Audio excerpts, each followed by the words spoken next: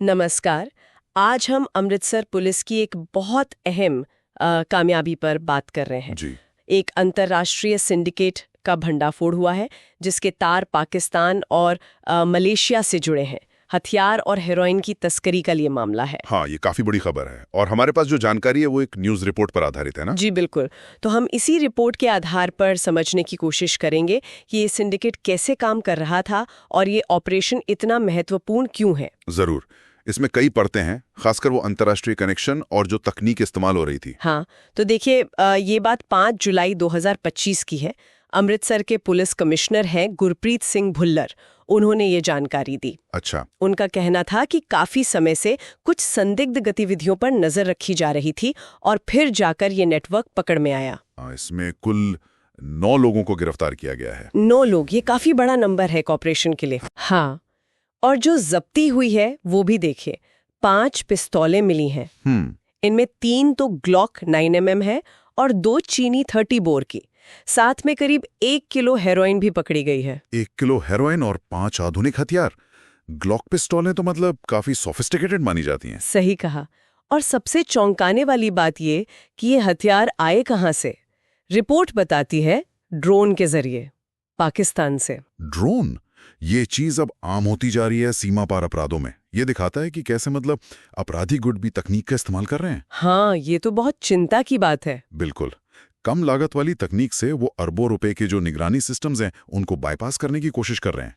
ये एक साफ ट्रेंड है। अच्छा, गिरफ्तार लोगों की बात करें तो 3 की पहचान हुई है। पंजाब से ही है, बरनाला, फतेहगढ़ चूड़ियां और तरन तारन से। और जो बाकी 6 लोग हैं वो हेरोइन सप्लाई और हवाला मनी फ्रॉड इसमें शामिल बताए जा रहे हैं। हवाला यानी पैसों का अवैध लेन देन। हाँ, करीब 9.7 लाख रुपए की हवाला रकम भी बरामद हुई है। मतलब गैर कानूनी पैसा इधर से उधर करना बिना किसी बैंकिंग निशान के। और यहीं पर वो पाकिस्तान और मलेशिया वाला कनेक्शन बहुत अहम हो जाता है। हाँ, वो कैसे? देखिए, ये साफ करता है कि ये कोई छोटा मोटा लोकल गिरोह नहीं है। ये एक ऑर्गेनाइज्ड इंटरनेशनल सिंडिकेट है। मलेशिया अक्सर देखा गया है कि साउथ ईस्ट एशिया में ऐसे नेटवर्क्स के लिए एक ट्रांजिट पॉइंट या कोऑर्डिनेशन हब की तरह काम करता है। अच्छा, तो मतलब ये नेटवर्क काफी फैला हुआ था। और हथियारों की बात करें, ग्लॉक और चीनी पिस्टल, ये क्या बताता है? ये भी दिलचस्प है। ग्लॉक जैसी पिस्टल मिलना शायद ये दिखाता है कि नेटवर्क के पास बेहतर प्रोफेशनल हथियारों तक पहुंच थी। और चीनी पिस्टल, जो अवैध बाजार में शायद ज्यादा आसानी से मिल जाती हैं, वो दिखाती हैं कि शायद बड़े पैमाने पर सप्लाई का इरादा था। तो मतलब कई लेवल पर काम कर रहे थे ये लोग। बिल्कुल।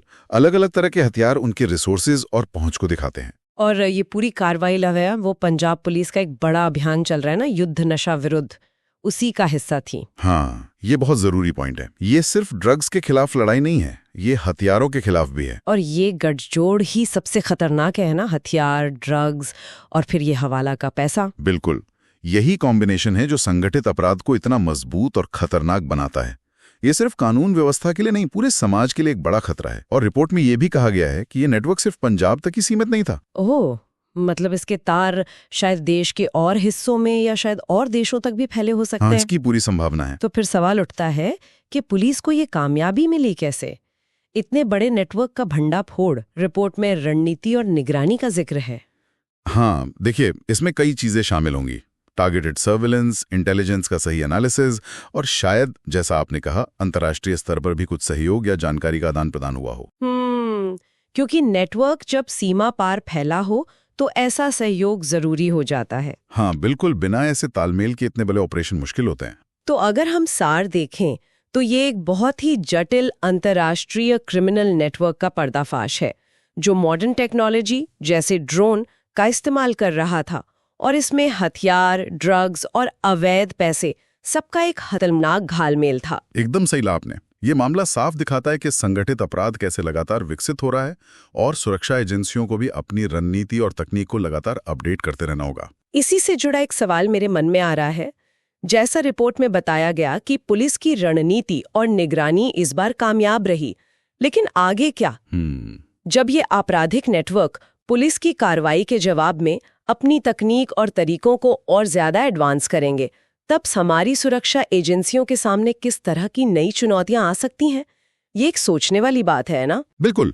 ये एक लगातार चलने वाली दौड़ है तकनीक और रणनीति की, और हमें हमेशा एक कदम आगे रहने की कोशिश करनी होगी। Thanks for watching. दोस्तों, अगर आपको यह सतर्क रहने लायक स्टोरी लगी हो तो वीडियो को लाइक करें, दोस्तों और परिवार के साथ शेयर करें, और ऐसी रियल क्राइम स्टोरीज के लिए चैनल को सब्सक्राइब करना न भूलें। बेल आइकन दबाएं ताकि अगली स्टोरी की सूचना सबसे पहले आपको मिले।